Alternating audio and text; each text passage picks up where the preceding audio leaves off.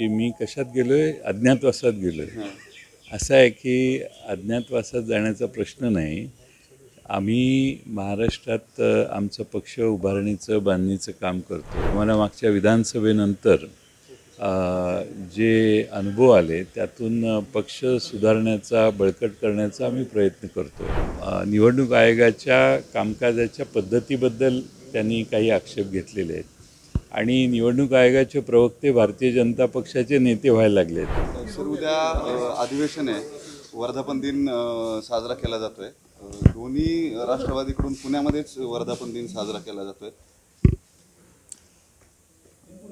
राष्ट्रवादी काँग्रेस शरदचंद्र पवार पक्षाचा उद्या 10 जूनला सकाळी 10 वाजता वर्धापन दिनाचा कार्यक्रम आयोजित पुण्यात करण्यात आलेला आहे. खरं म्हणजे हा वर्धापन दिन मागच्या वर्षी आम्ही अहमदनगरला आयोजित केला.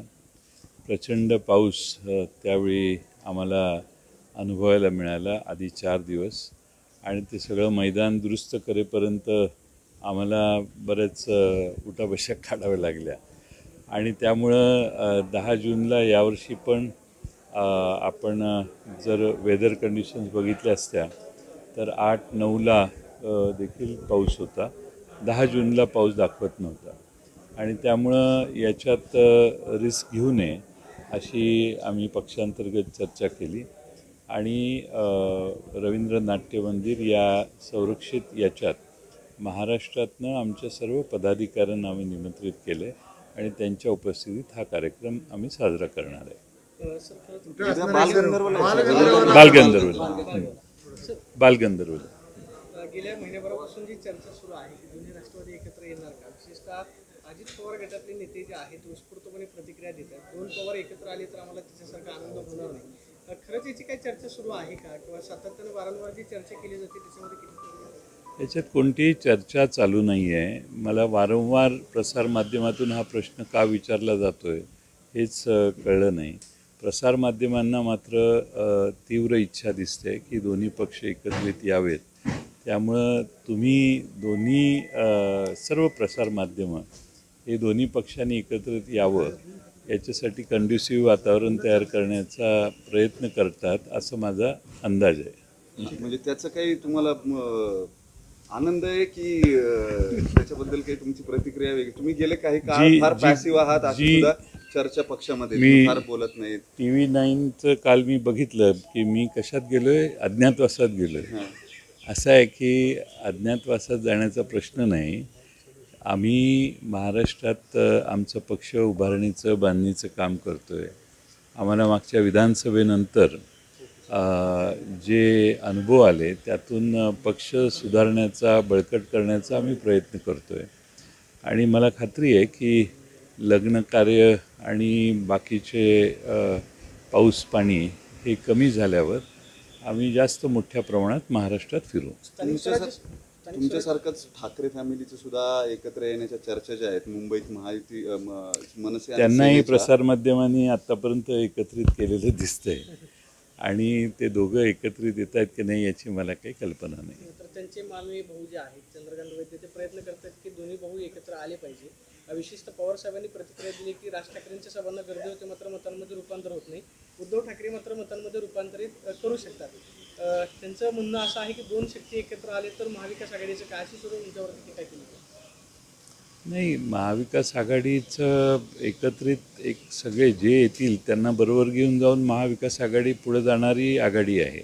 त्यामुळे मला काही अडचण वाटत नाही. स्थानिक स्वराज्य संस्थांमध्ये काही डिफाईन झालंय का महाविकास आघाडी? शिवसेनेचा निर्णय आहे. शिवसेनेने जर ठरवलं की त्यांनी एकत्रित यायचं तर त्यांचं सगळ्यांचं स्वागत. या महाविकास आघाडीची ताकद वाढवण्यासाठी जे आवश्यक आहे, शक्य आहे ते करणं अभिप्रेत आहे. म्हणजे राज ठाकरेंचंही स्वागत कराल महाविकास आघाडी जर ते एकत्र आले? सेना मनसे, राज ठाकरे प्रभावी वक्ते आहेत, यात काही शंका नाही.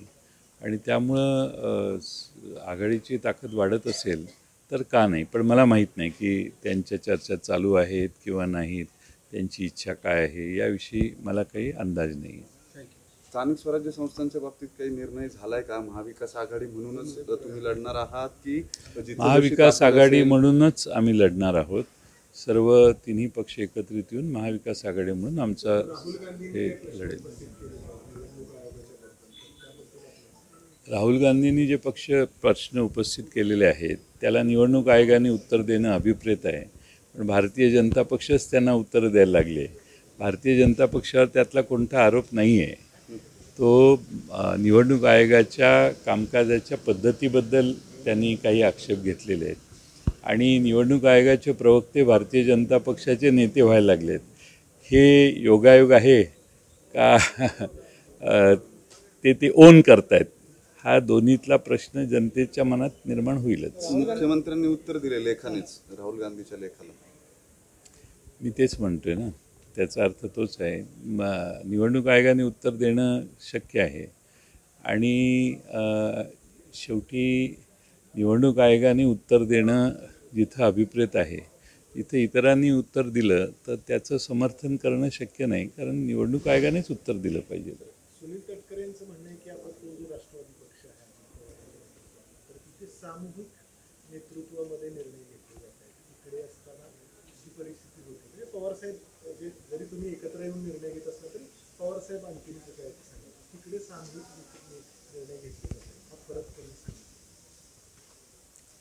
तिकडे अजित पवार निर्णय घेतात अशी माझी प्राथमिक माहिती आहे, पण ते म्हणत असतील तर माझा त्या पक्षाचा अभ्यास कमी आहे, त्यामुळं मी त्याच्यावर काही भाष्य करू इच्छित नाही. सोशल मीडियाच्या भाऊ गर्दीत विश्वासार्हतेने चकाकणारे नाव म्हणजे लेट्सअप मराठी. सगळ्यांना, सगळ्या नागरिकांना ती स्पीच, ती लेट्सअप वरील मुलाखती म्हणजे विचारांचा खजिना. त्यानंतरच्या निवडणुकीमध्ये मला सोडून गेले. बातम्या केवळ वस्तुस्थिती सांगणाऱ्या, न प्रोपगंडा, फक्त जनतेचा अजेंडा. क्योंकि आने वाला कल जाने वाला है, जाने वाला कल आने वाला है. राजकारण, मनोरंजन असो की क्रीडा क्षेत्र, महाराष्ट्राची स्पंदने संवेदनशीलतेने टिपणारे माध्यम म्हणजे लेट्सअप मराठी. जगासोबत एक पाऊल पुढे राहण्यासाठी लेट्सअपचे ॲप, सोशल मीडिया आणि वेबसाईट सोबत कनेक्टेड रहा.